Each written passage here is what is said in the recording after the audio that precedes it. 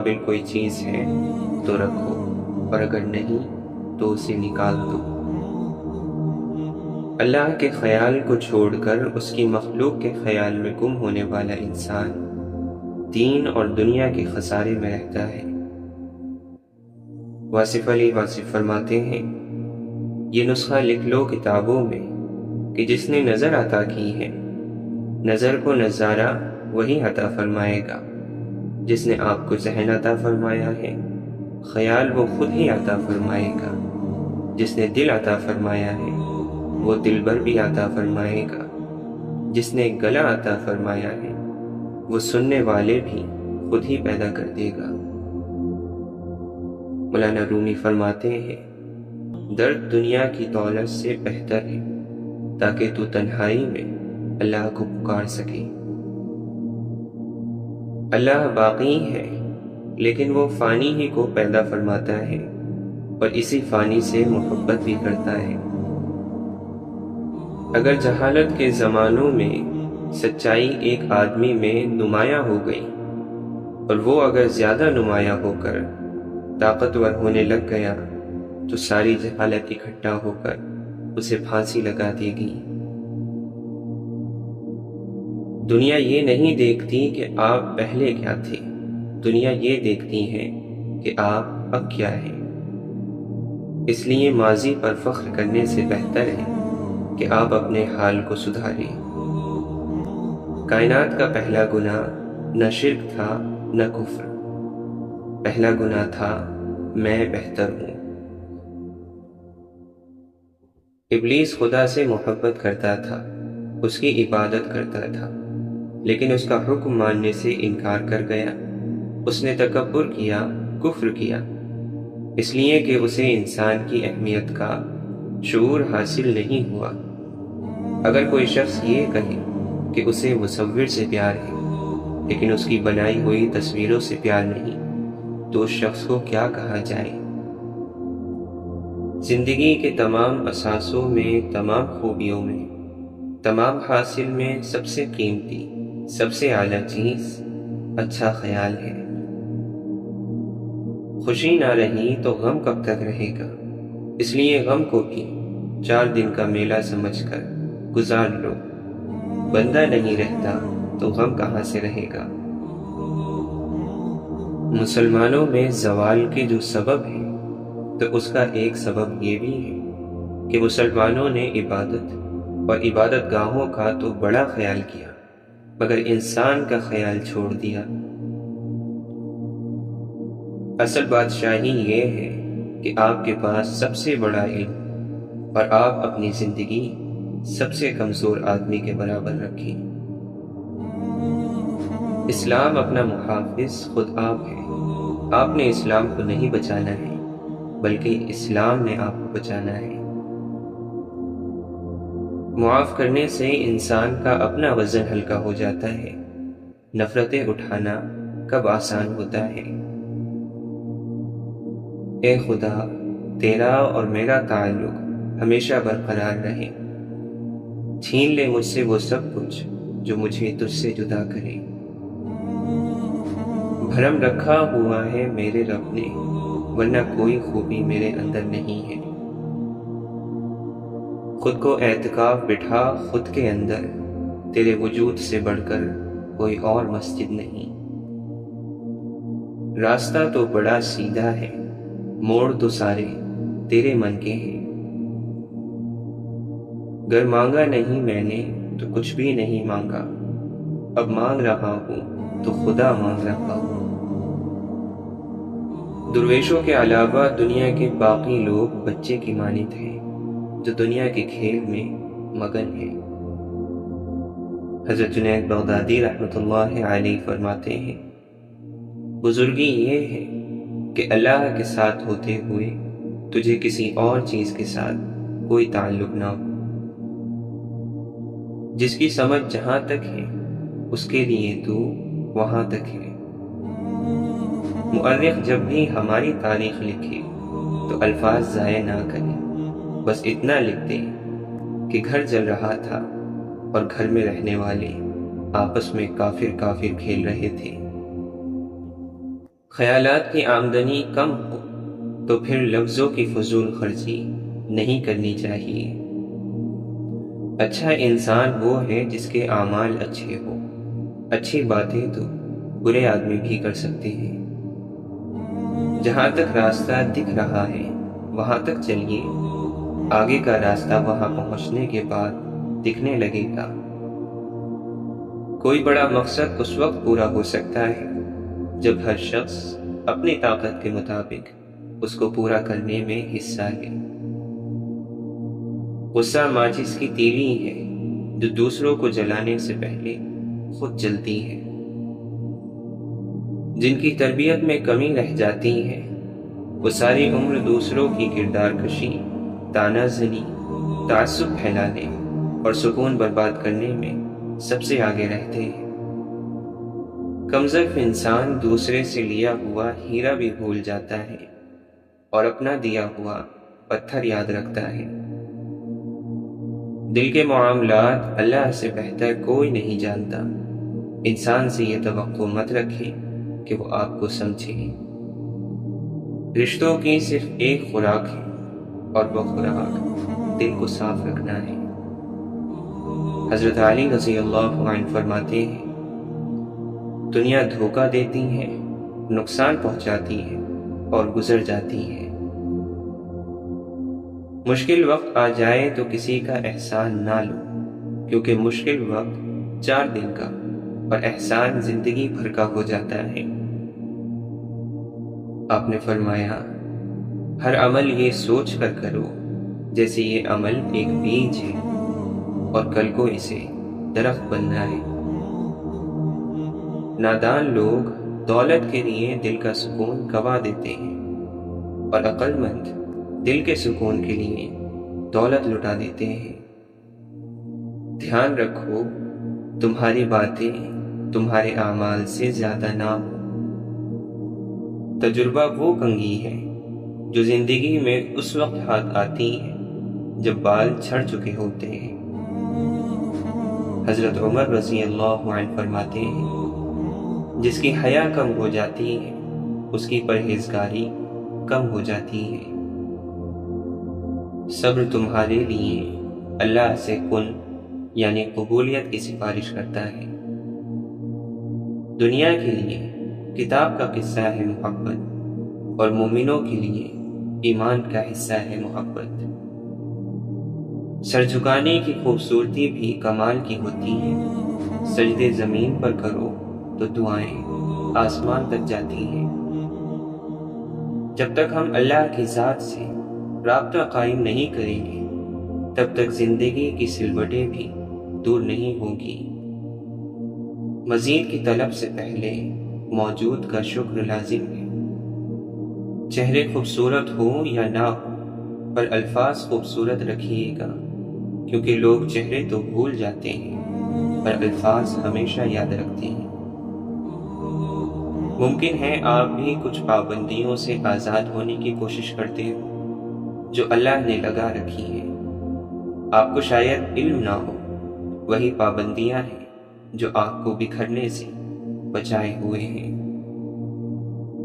اللہ کے نبی صلی اللہ علیہ وسلم نے فرمایا، میری امت میں سے وہ لوگ تباہ ہوں گے جو کہتے ہیں کہ فلاں آدمی جنت میں جائے گا اور فلاں آدمی دوزخ میں ڈالا جائے گا۔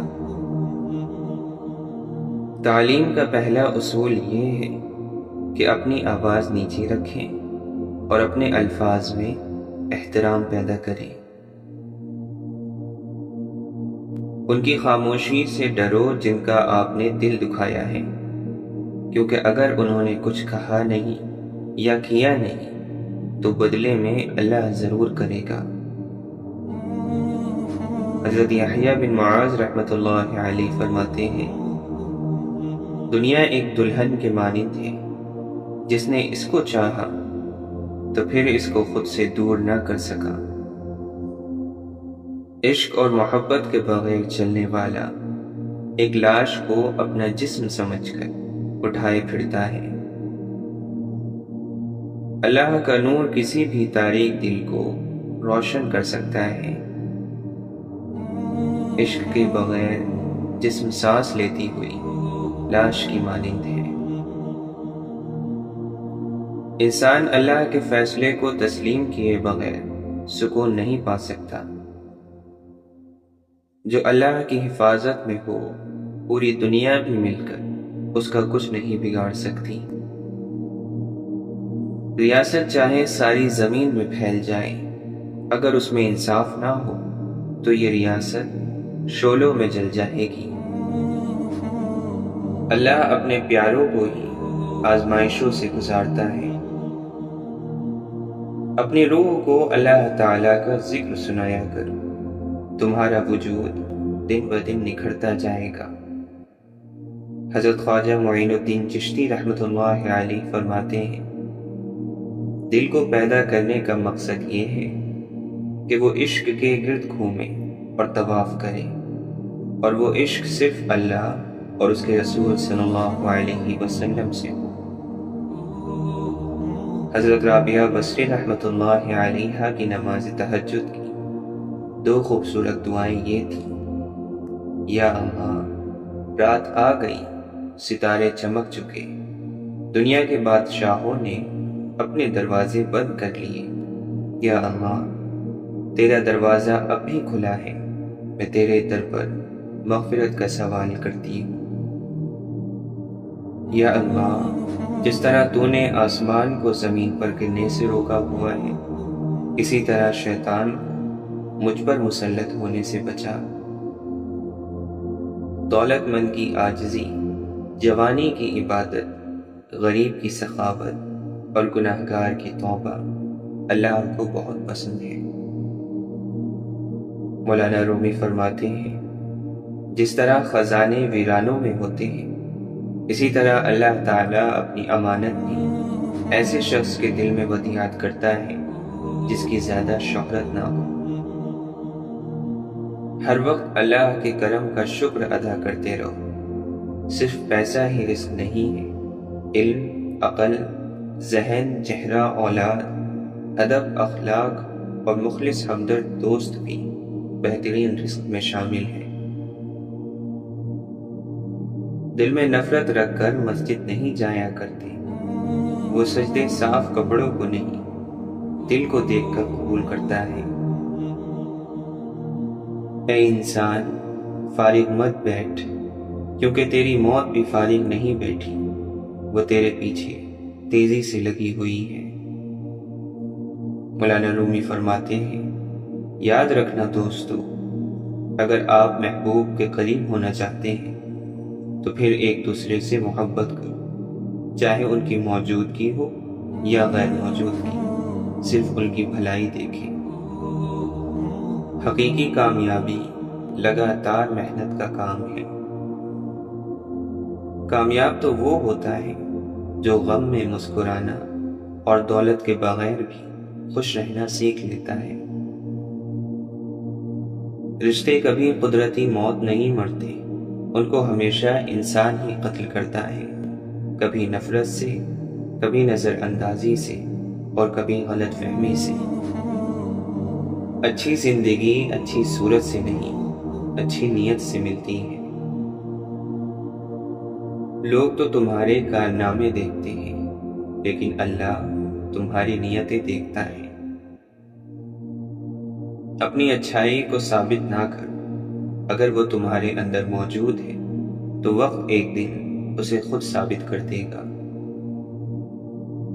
بلند فطرت انسان پست حالات سے بھی گزرے تو بھی ان کا مزاج پست نہیں ہوتا۔ ایک بزرگ فرماتے ہیں کہ نیند اور غیرت کبھی کسی کے کہنے سے نہیں آتی۔ واصف علی واصف فرماتے ہیں، نفس کو اکسانے کا عمل آنکھوں سے شروع ہوتا ہے۔ گرتے ہوئے آنسو اور ٹوٹے ہوئے دل کی قدر تو بس اللہ جانتا ہے۔ پرہیز، محبت اور ملازمت کسی اور کو کرتا دیکھیں تو بہت آسان لگتی ہے۔ داڑھی والا چوری نہیں کرتا، آپ اس طرح سوچیں کہ چور داڑھی رکھ لیتا ہے۔ نمازی دھوکہ نہیں دیتا، آپ یوں سوچیں کہ دھوکے باز نماز پڑھ لیتا ہے، برائی کو ختم کرے، نیکی کو نشانہ نہ بنائے۔ لوگوں کی مذہب سے محبت کی داستان اتنی ہے کہ لوگ مذہب کے لیے لڑیں گے، جھگڑیں گے اور اسی کی خاطر مر جائیں گے، لیکن اس کے مطابق زندگی بسر نہیں کریں گے۔ واصف علی واصف فرماتے ہیں، عبادت اس مقام تک نہیں پہنچا سکتی جہاں تک غریب کی خدمت پہنچا دیتی ہے۔ عشق کے مسافروں کا سامان آنسو ہے، عشق حقیقی ہو یا مجازی، آنسوؤں سے عبارت ہے۔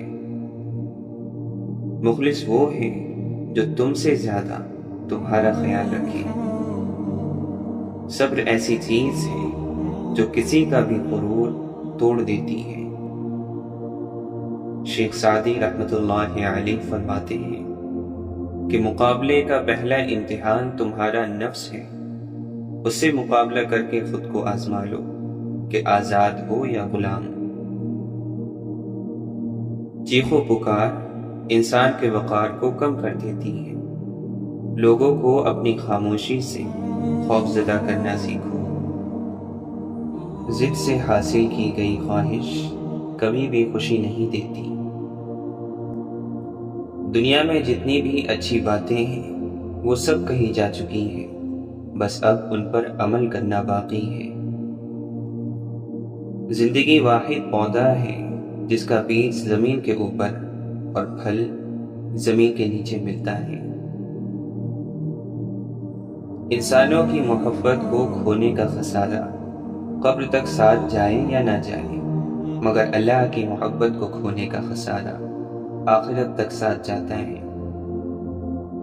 خاموشیاں سننا سیکھو، ان میں صرف سچ ہوتا ہے۔ واصف علی واصف فرماتے ہیں، جس کی یاد ہمیشہ ہے اس کو یاد کرنے والا بھی ہمیشہ ہوگا، تو وہ ایک ذات ہے اور وہ ذات اللہ کی ذات ہے جو باقی رہنے والی ہے اور لازوال ہے۔ آپ اسے یاد کرتے جاؤ۔ اللہ تعالی ہم سب کو اتنا عطا فرمائے جتنی اس کی شان ہے، اور اتنی خطائیں معاف فرمائے جتنا وہ رحمان ہے، اور آزمائشوں سے اتنا محفوظ رکھے جتنا وہ مہربان ہے۔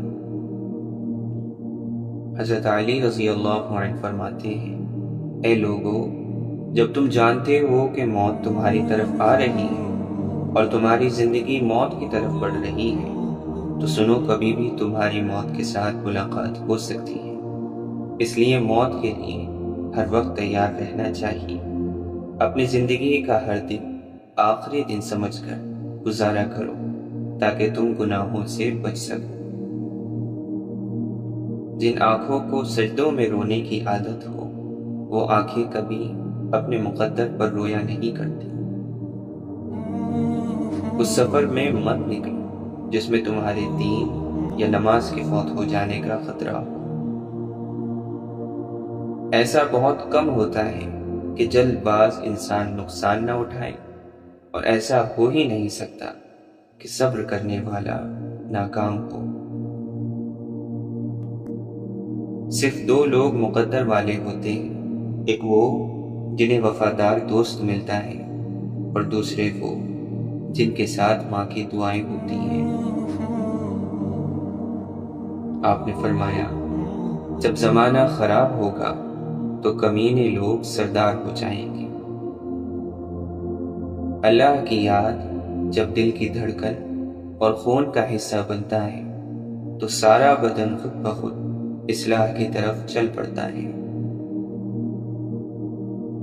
حضرت علی رضی اللہ عنہ فرماتے ہیں، اللہ کے بندوں پر ظلم نہ کیا کرو، کیونکہ اللہ ظالم بننے کی کوشش کرنے والے ہر شخص کی گردن توڑ دیتا ہے۔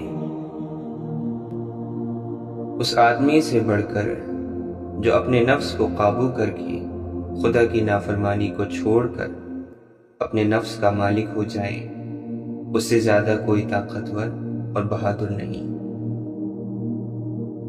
گناہ ایک ذلیل گھر ہے جو اپنے رہنے والوں کو کسی بھی آفت سے نہیں بچاتا، اور جو اس میں پناہ لیتا ہے اس کی حفاظت نہیں کرتا۔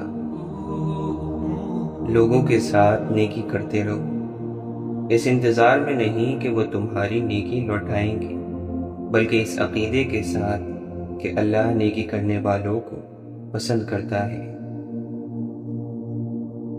حضرت علی رضی اللہ عنہ فرماتے ہیں، ان لوگوں میں شمار نہ ہونا جو گناہوں کی کثرت کی وجہ سے موت کو ناپسند کرتے ہیں، لیکن جس بات کی وجہ سے موت کو ناپسند کرتے ہیں اس پر اڑے ہوئے بھی ہیں۔